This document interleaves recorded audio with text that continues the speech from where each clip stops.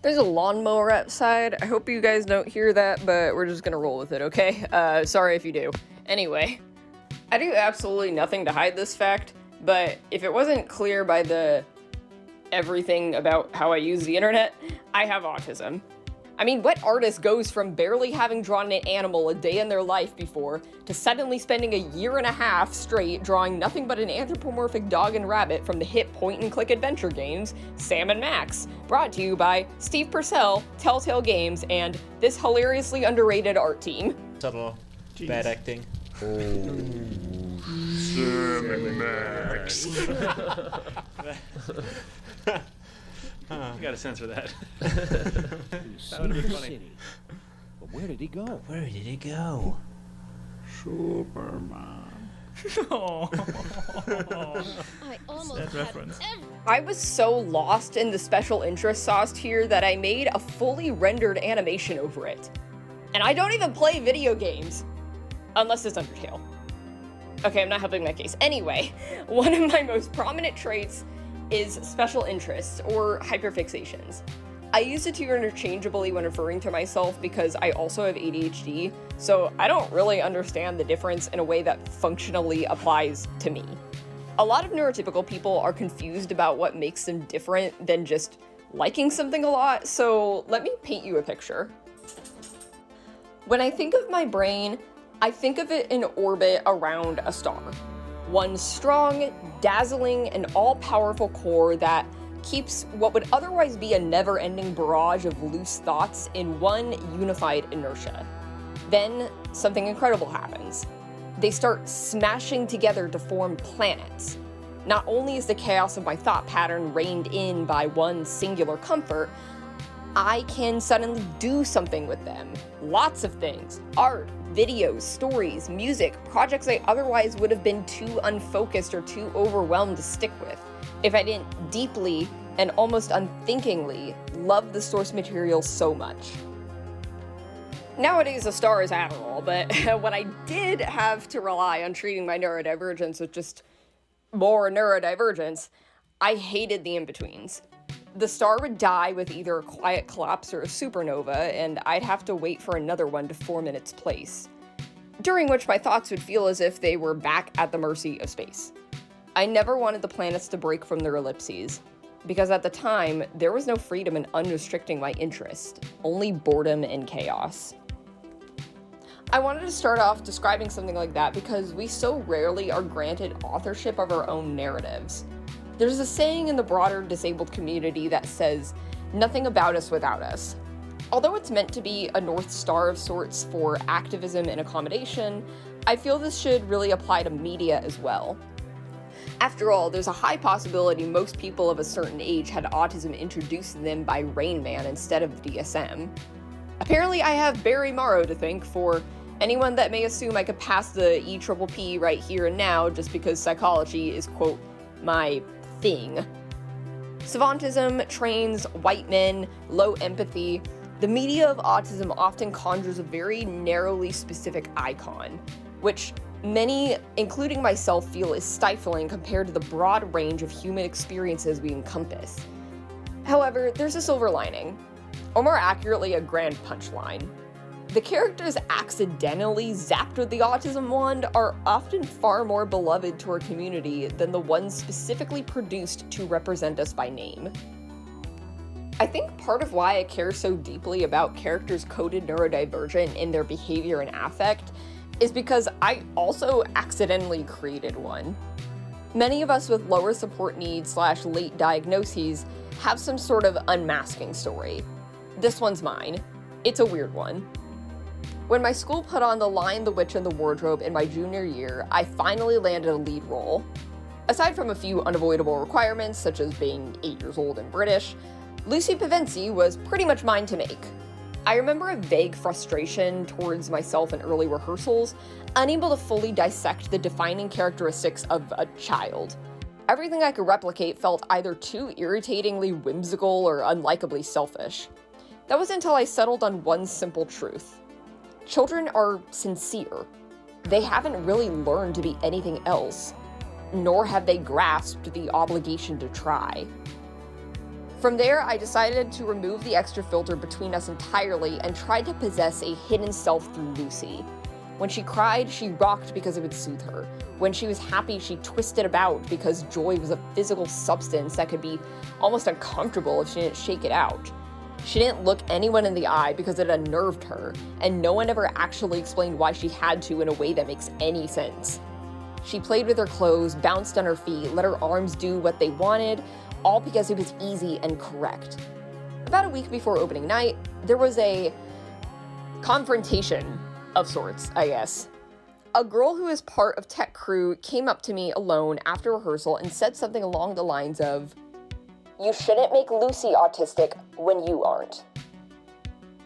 What the fresh hell was I supposed to say to that? I don't know what I said, probably nothing like a wuss, but there was a bigger point. On the one hand, I supposedly was neurotypical. On the other hand, a massive implication had unwittingly been brought to light. I was a little busy being mortified at having offended someone at the time, but scarier still was that I couldn't fix it. Everything was muscle memory by then, and if I tried to play the role and mask at the same time, I definitely would have choked on my lines. I had peered behind the curtain of Oz and couldn't unlearn what I saw. Now, step back. Forget that I exist. There was only Lucy.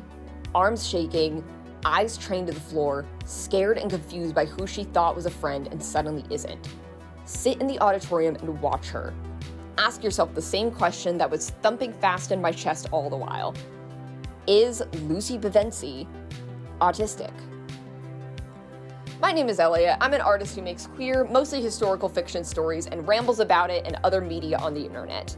If you want to see and hear that, subscribe to my channel and check out the links to my other socials in the description.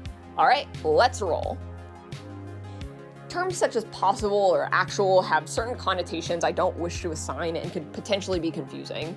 So for future reference, when referring to a character who is confirmed autistic by their text or author, the word we will use is canon, for the most part. Also, a part of this category are depictions of autistic historical figures. When a character is considered autistic by many likewise individuals due to observable traits in the text, the word will be coded. We're going to start to unravel exactly why the coded characters are typically preferred. The unfortunate truth of the matter is that part of the reason why canon autistic characters typically leave something to be desired is because there simply aren't that many of them. This alone can provide valuable insight.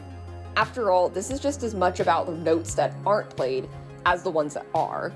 What we see is simply a lack of characters that look like us, but the message between the lines is the same one that often stalks our real lives.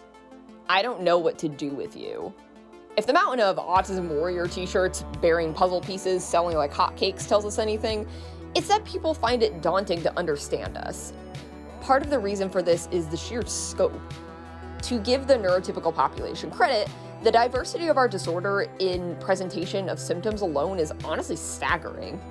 Although this variety is a source of pride in our community, many writers prefer the comfort of homogeneity. In fact, writers tend to stick with such predictable patterns in mainstream media. Alexandria Prochnow has organized several canon autistic characters into 4 categories: magical/savant, different/quirky, undiagnosed/unlabeled, and realistic portrayals. Although I don't fully agree with Prochnow's take on the root issues of this in her essay An Analysis of Autism Through Media Representation, I think there's a lot of insight here to be gained anyway. I won't be following in her footsteps and discussing the categories she's identified, but will instead use a couple as jumping off points for further discussion. Here, she examines the savant, a popular type of canon autistic character that both she and I are quite unimpressed by. A savant is an autistic individual who excels in one specialized area to an extreme degree, yet otherwise requires moderate to high support needs. Of which Prochnow has this to say. Although being a savant is a real, possible aspect of having autism, it is not the norm. Although this is obviously a valid criticism, to the point and true, there exists a darker underbelly to the overemphasis of seemingly magical special needs individuals. Possibly the most famous savant in fiction is Raymond from Dustin Hoffman's Rain Man, an adult man under the care of a special needs institute who's defined by his incredible abilities with numbers and a photographic memory. And not much else. Despite the film being centered around Raymond, the main character is not him, but his brother Charlie. Charlie essentially discovers Raymond when his estranged father passes away, and he finds out how much the estate left behind is being controlled by the institute his brother is housed at. What follows next is honestly rather appalling, if I may, as the main plot of the film becomes about Charlie attempting to win custody of his brother to gain the larger share of his inheritance. Thankfully, the movie concludes with Charlie abandoning this desire and simply wanting Raymond in his care as a loved one. But it's here we can identify the true problem with this stereotype beyond its disconnect from reality. At first, Charlie simply wants his late father's money, and Raymond comes attached with it. Then, when they're desperately in need of funds, Raymond's savant abilities are put to the test in a casino. Beforehand, Charlie gained new appreciation for his brother upon the realization that he had saved him from scalding hot water as an infant. The pattern here, along with the overall focus on Charlie's growth as a person through Raymond, is that autistic individuals must provide blessings of sort to their neurotypical friends and family as retribution for their otherwise unpalatable conditions. This narrative that autistic individuals are by and large capable of using their unique traits to achieve unimaginable things is well-meaning. However, these writers and their target audiences are mostly unaware of how they're essentially trying to find a silver lining for our existence, a blissful ignorance we don't have the luxury of. Many autistic people find the media motif of the autistic savant to be insulting. Whilst it's true that savant syndrome is a real thing, only 10% of those with autism have savant abilities. So if that's the only portrayal we see, what does that say about the other 90%? It says that our autistic experiences are a nuisance or a bore unless they can inspire a neurotypical audience. And that means the painful awareness of failure for 90% of us. Another example of an autism-focused movie that centers the neurotypical perspective is Sia's infamous music. The movie, not the music that she also makes. The story, which features a non-speaking autistic preteen played by Maddie Ziegler, has come under fire for being an offensive and inaccurate portrayal of its subject matter. What I find most interesting about this backlash, however, is that I can think of several movies in the past that have made the same mistakes, yet have become cult classics. Many take offense with the choice to cast a neurotypical actor, for example, something almost no one blinked an eye at 30 years ago. The way Ziegler carries herself as the title character is a rather awkward caricature of an autistic person, complete with an exaggerated overbite. However, the same acting choices could be seen in the critically acclaimed What's Eating Gilbert Grape. Then once again, in true Rain Man fashion, the point of view is not music's, but rather the older sister who struggles to care for her. Kazoo. Yeah, okay, everyone's talked about the names in this movie. We don't have to talk about it again. We know. The film has also been heavily criticized for its positive portrayal of restraining techniques used in ABA therapy, a tactic widely considered abusive by the autistic community and our allies. This is especially problematic because many autistic people still don't know this, and these scenes are essentially teaching them how to perform these actions on their family members. A layer of nuance here that speaks to an issue that still isn't widely talked about is the fact that Sia herself is autistic, but in a wildly different cohort in terms of support needs. This is absolutely no excuse to portray a presumably level 3 autistic person in such an offensive way, but it speaks to the growing number of grievances by the higher support needs subgroup about level 1 autistics pushing them out of the conversation. You'll notice that later on I regrettably don't have any examples of higher support needs characters as examples of unintentional good representation. And that's because I really haven't seen characters with these attributes portrayed in such a way that their own perspective is prioritized. If you guys know any, I would absolutely love to hear about them, because it truly leaves a hole in the representation we crave that we're worse off for. Really, much of the problem lies in trying to make us and our experiences as recognizable to general audiences as possible, since familiarity is easy on the eye, so to speak. Of course, this is going to backfire because people are human, and stereotyping is an inevitable part of this process. Let's take Sheldon Cooper, for example, who, on the basis of neurotypical audiences viewing him as good representation and autistic audiences by and large being unamused, will also allow as an honorary member of the Canon character club of sorts. He's autistic, but he's also male, white, straight, cis, and middle class. This eases the task of writing a marginalized demographic by removing the need to account for intersectionality. He also displays an extreme textbook depiction of autism, nary a preconception challenged here. Sheldon is monotone, book smart, extremely particular, cold in affect, and lacking in empathy. These are, of course, valid ways in which autism may manifest, but they're all he is. I sometimes wonder who Sheldon Cooper could have been to the autistic community if his character was expanded beyond the sum of those parts. It's especially disappointing when this tendency towards creating an avatar instead of a three-dimensional character mars the memories of real people.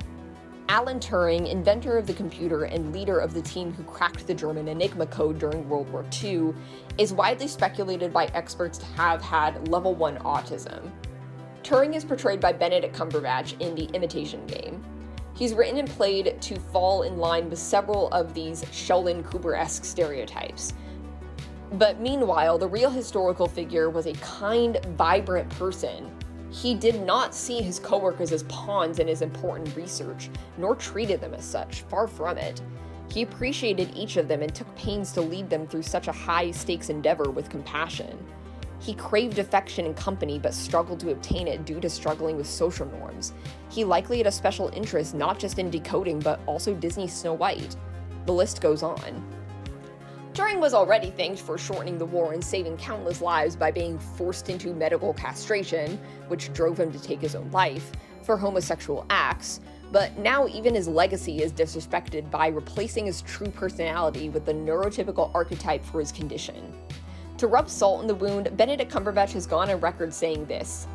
Granted, mostly about Sherlock Holmes, but his leanings are clear nonetheless. I've met people with those conditions. It's a real struggle all the time. Then these people pop up in my work and they're sort of brilliant, and they, on some levels, almost offer false hope for the people who are going through the reality of it. So when I hear people use diagnostic labels casually, Sherlock is autistic, Turing is autistic, it really upsets me. Well, boo-hoo, Benedict, I'm sorry we hurt your feelings, but some of us want to appreciate our history without you sticking your presumptuous nose in it. Alan Turing's autism, which we've established here is likely a real thing and not simply a headcanon, as Cumberbatch insinuates, was not a hindrance to his humanity, but rather an inseparable factor. And the same is true for all of us. This is why the movie and Cumberbatch's comments upset me and evidently several of my autistic peers. These portrayals have actual consequences for us, the way we're seen and our self-esteem, as an anonymous survey participant illustrates. Most often than not, I'm feeling infantilized, villainized, and with an overall heartbroken feeling about the way society portrays people like me when watching Canon autistic media. I'm not gonna sugarcoat it. Being autistic means being disadvantaged, and it effing sucks. When we talk about the quote upsides of it, we aren't trying to paint this quirky, cutesy picture. We're trying to cope by looking on the bright side. It's a pretty normal thing to do when confronted with an unsolvable issue. I don't need Benedict Cumberbatch to mansplain to me that having a disability is hard. This should not be acceptable when learning about the real Alan Turing or spending time with others like me makes me proud to be autistic, instead of wallowing around being depressed about all the easy things I can't easily do. The big picture here is that these stories are being written for a neurotypical audience. There exists a need for shorthand, a way not for us to look at a character and say, that's me, but for the normal people, finger quotes emphasized, to look and say, that's them. Sia's music has met with terrible reviews, and I think that gives me hope for canon representation in the future. It shows that we're being listened to, or at the very least, that we're a united enough voice to advocate for better than this, despite our flaws as a community. And now, naturally, let's look at one of the clearest windows into what we want out of autistic media: the characters we welcome into the community of our own volition. A movie I grew up with that features one of the few child characters I was able to actually relate to, as I was instead of attempting to absorb the personality of, is Lilo and Stitch. Just like music, Lilo and Stitch also follows a pair of sisters, Nani and Lilo, who are suddenly forced into a mother-daughter relationship due to circumstance, and neither are handling it particularly well. However, the difference here is that the movie is able to be sympathetic to Nani's plight, while still centering the point of view of her younger autistic-coded sister. Lilo has received praise from all kinds of neurotypes for being a real child. She's strange, unruly, socially awkward, and oftentimes this type of character is a perfect recipe for accidentally creating relatable autistic representation. What I love about Lilo is that her condition is not an endless cause of suffering, but it still disrupts her daily life and informs her reactions to more extreme hardship. Lilo struggles with fitting in due to strange interests and lack of social understanding, and she's even seen info dumping in a failed attempt to connect with her peers. She also appears to have a special interest in Elvis, unusual repetitive hobbies, and a difficult time controlling strong emotions. The movie begins with Lilo rushing to dance class. She's made late because every day without fail, she feeds a wild fish named Pudge a peanut butter sandwich.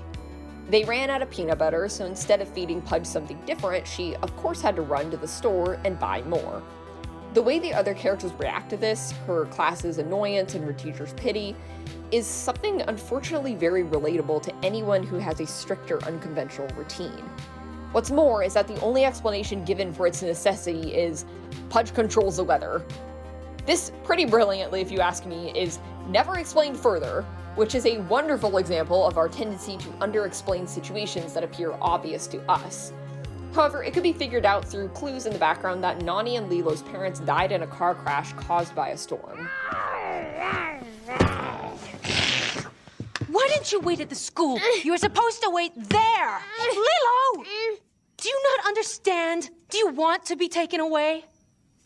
Answer me! No! No, you don't understand? No! No! What? No!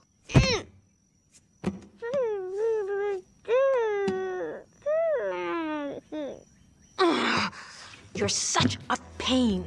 So why do you sell me?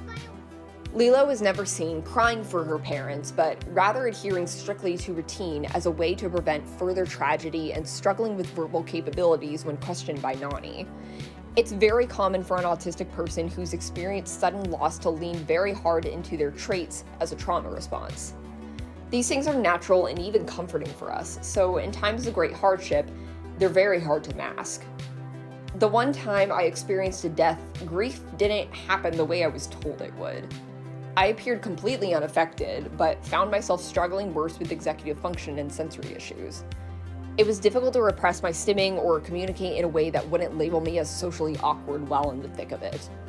Characters like Lilo are valuable and even necessary representation for this reason, but also simply by virtue of being a young Hawaiian girl.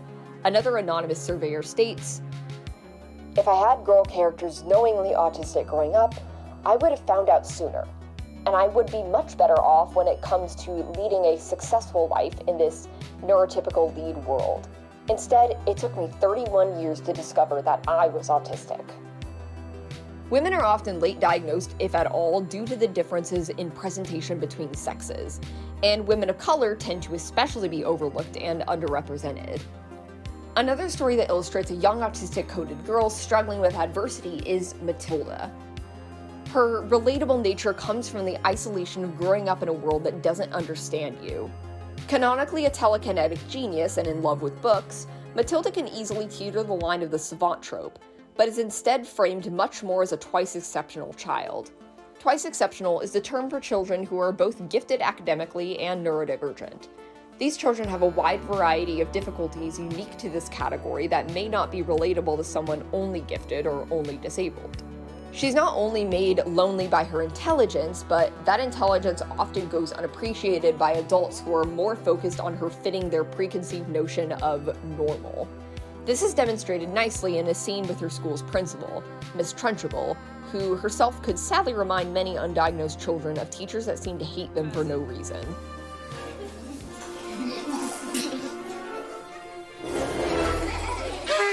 It's a snake! It's a snake! It's a snake! One of you tried to poison me. Who? Matilda. I knew it. I I just thought you'd like to know it's not a snake. It's a newt. What did you say?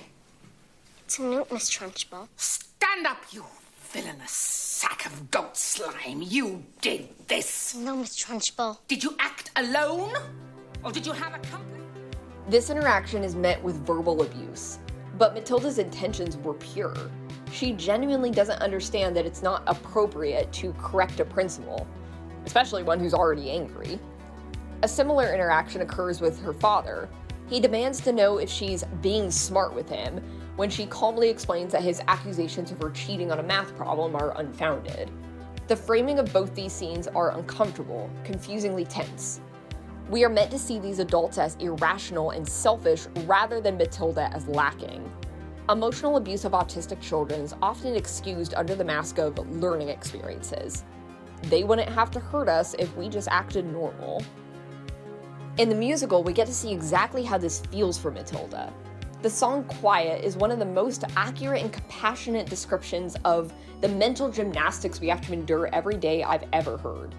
Its beginning is frantic, a panicky explanation of both internal and external information bombarding her endlessly.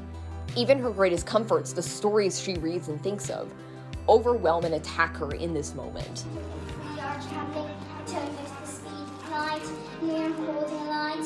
That light will still travel away from us. At the speed of light, which seems right in a way.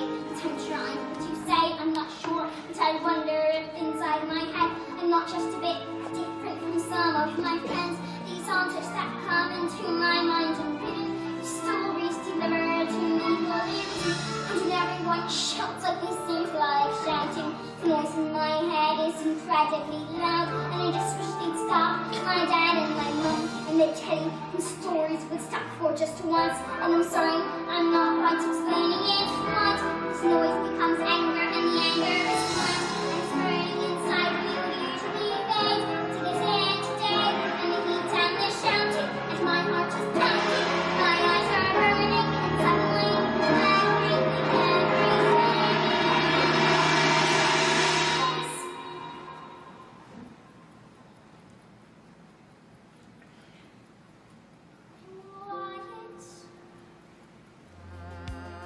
It's been praised by many autistic fans for its depiction of a sensory overload, but there's also one particular lyric I relate to deeply as someone who's hyper-aware of my autism and is in constant anxiety of it. Have you ever wondered, well, I have, about when I say red, for example, there's no way of knowing if red means the same thing in your head as red means in my head when someone says red? It's the constant vigilance of knowing your sense of the world is alien to everyone else, but still being forced to guess some arbitrary right answer and follow it unquestioningly. I have to constantly predict and adjust to a reality that isn't my own. There's also a completely unintentional yet perfect double entendre. If you were to ask a random person off the street what color they associate with autism, they'd likely say blue thanks to Autism Speaks' Light It Up Blue campaign. But what most average people still don't know is that Autism Speaks is, academically speaking, ass, and many of us go red instead during April in direct opposition to the organization. The movement opposing them began roughly in 2015, and since then many autistics, including myself, see the color red as a symbol of empowerment, self-advocacy, and acceptance. Okay, now a good chunk of you were probably waiting for this. I literally cannot in good faith make a video like this without talking about Donatello! First of all, yes, I know that Donatello is technically canonically autistic. Many thanks for that, but there was also a good while where it was up in the air, so the coding label counts. It was look, it was real on Twitter, okay? It's more author approved than canon. If it doesn't show up if the term autism doesn't show up meaningfully in the text, I am going to go ahead and count it, okay? Anyway, whatever. Donnie on the surface level is actually a very stereotypical character, right down to the fact that he has a special interest in STEM and is a genius at it.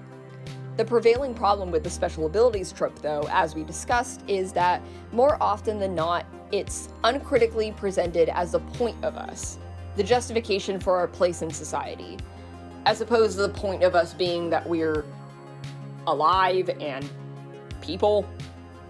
Rise of the Teenage Mutant Ninja Turtles addresses this. Why are you so obsessed with proving me wrong on this? 'Cause I'm the science guy. If mystic powers can do everything I can do, but better, then why would you guys even need me? Donnie, how could you say that? In Donnie vs. Witchtown, we see Donnie portray an insecurity I think most of us grapple with. The sense of inadequacy with our own personhood. That we're just the things we can do instead of a complete person with worth as is. There's a lot of pressure to really emphasize those peaks in our spiky IQ profiles. The cut version of this script highlights this even more. The aired version is great, but man, this one was really a punch on the stomach for my feelings. It's a small change, but really significant. In the aired script, he's insecure about mystic powers upstaging him and making his strengths inadequate. In the original, he says that solving problems with his tech is all he's good for. There's also the added line that he was scared when April chose magic over him. This is two sad and sadly realistic implications. It's specified that the issue goes beyond his adequacy in combat, that he thinks his special interest is all that defines him in general and all that gives him worth. In his words, April didn't reject science, she rejected him. He sees no difference between his exceptional abilities and himself, because he doesn't think anything else about him is valuable enough to give a second thought. It genuinely slips his mind that he isn't just useful, he's loved. Donnie is self-aware. He constantly talks about how he doesn't experience emotions or understand people properly. He's immensely excited when he ends up succeeding in doing basically any physical activity that isn't fighting or dancing, both of which incorporate special interests, and he's constantly trying to steer the group into solving things in a way he acutely understands. He knows that without his tech skills and scientific knowledge, he is visibly disabled, even if he probably isn't aware there's a specific name for it. I've been sharing examples so far of autistic coding that succeeded where Canon failed, but with such a heavy emphasis on suffering, that isn't enough on its own. No, we can't just patch what's already been made. We need to break the mold. Let's talk about community and joy. One key attribute coded characters seem to have over canon ones is a tangible sense of solidarity. The reason for this is simple. The rules of mainstream media dictate that there can only be one autistic person at a time. Kind of like how, for some reason, there can only be one gay person in a friend group or one person of color in a horror movie. Fortunately, each of these restrictions are becoming more and more archaic as the years pass, but I've yet to see two canonically autistic characters in the same story, save for a couple where autism is very central to the plot. Obviously, there's nothing wrong with that, but we need more.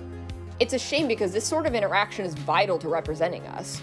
We're a group misunderstood and ostracized by regular society specifically for the ways we communicate, so finding community within each other is not only freeing, but a survival skill. For this final example, I'd like to bring in something very dear to me. Our Flag Means Death is a historical fiction romantic comedy whose two main leads, Steve Bonnet and Edward Teach, Blackbeard for those who don't know, have been heavily adopted by both the autistic and ADHD communities. For many reasons, it was a special interest of mine for about a year and a half, possibly two. After an altercation in which a captured naval officer passive-aggressively insults Ed's impoverished background and more subtly his tanner skin, this exchange occurs. Okay. His words, though. They sounded polite, but they stung. Yeah. That's called passive aggression. Pirates, they attack with force. The upper crust, they strike with cutting remarks, disguised as politeness. It's fucking diabolical. It is.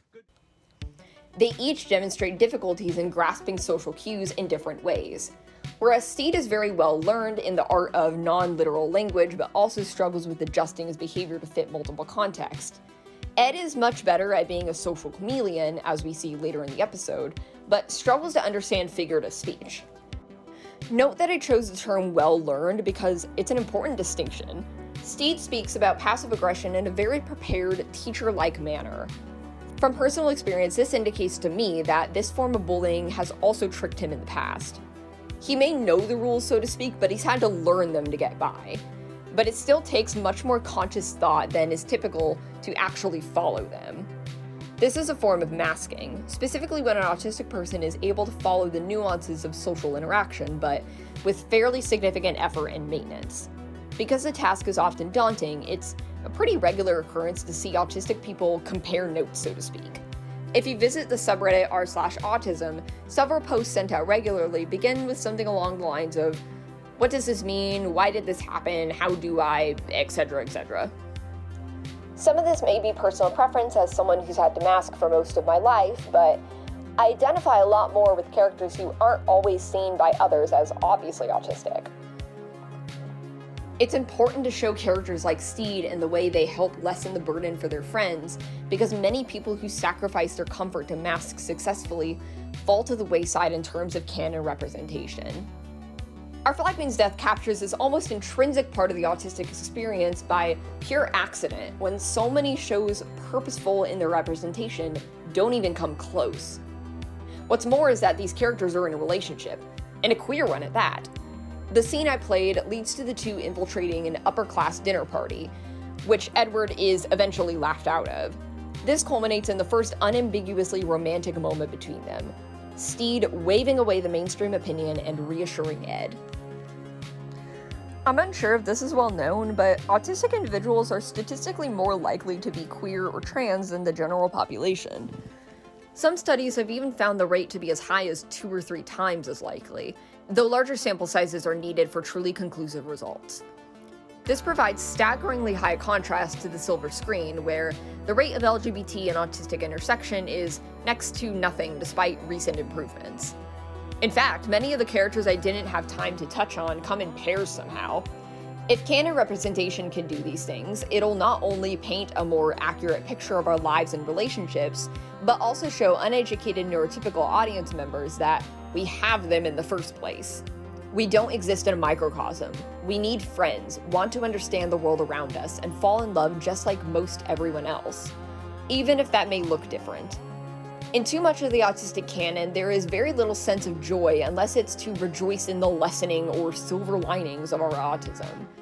So to see these two male characters that read as neurodivergent openly adore each other as they are, acknowledge society's ridiculous nature, and eventually try to reject it for their own happiness, that's something special.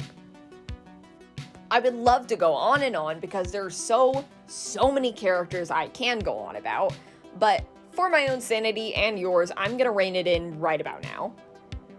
But just know that there are a great many stories that make hundreds of autistic individuals feel far more seen than the long cinematic road paved mainly with good intentions but nothing more. I also wanted very much to touch on forms of representation that both the canon and coded depictions haven't done justice.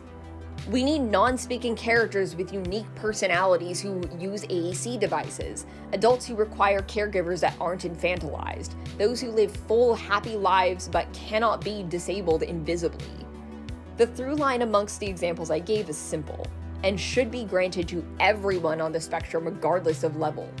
Perspective. These characters are more than the subject of their own stories, but the tellers too. Neurotypical audiences are truly placed in an autistic mindset and encouraged to live through our eyes in deeper ways than a saccharine learning experience. It's in this way our difficulties can be understood, our existence can be normalized, and our humanity can be known. Many times when an autistic person suggests that a certain character is not holistic despite not canonically being so, neurotypicals default to accusations of reading too far into things. I want to urge those people to consider: is the character in question neurotypical, or is it just that you're able to feel their personhood on a truly empathetic level? Maybe we just simply aren't as alien as you thought. Do I think the coded characters will become extinct once the good canon depictions really start to take off and grow in numbers? No, and I don't really think that they should. There's a tendency to imagine these ideas as placeholders instead of what they really are. When I see someone point to a character they love regardless of canon status and say, "Look, that's one of us, that's an autistic person," I see joy and pride in the parts of us not many people think are worthwhile, let alone worth celebrating. That's a highly individualized practice I think we'll always need a place for. Remembering the solar system analogy, I'll remind you that our interests are intertwined with us in ways that go far beyond what's normal. And though this could be stifling, having the things that drive us literally be restricted, mostly beyond our control, it's also a source of joy, warm and safe in its consistency. The term death of the author has skyrocketed in recent years, mostly by people trying to reconcile their love for certain stories made by people who spit in the face of their values. But what it's actually supposed to mean is that stories become their own entities once placed out in the world, regardless of authorial intent.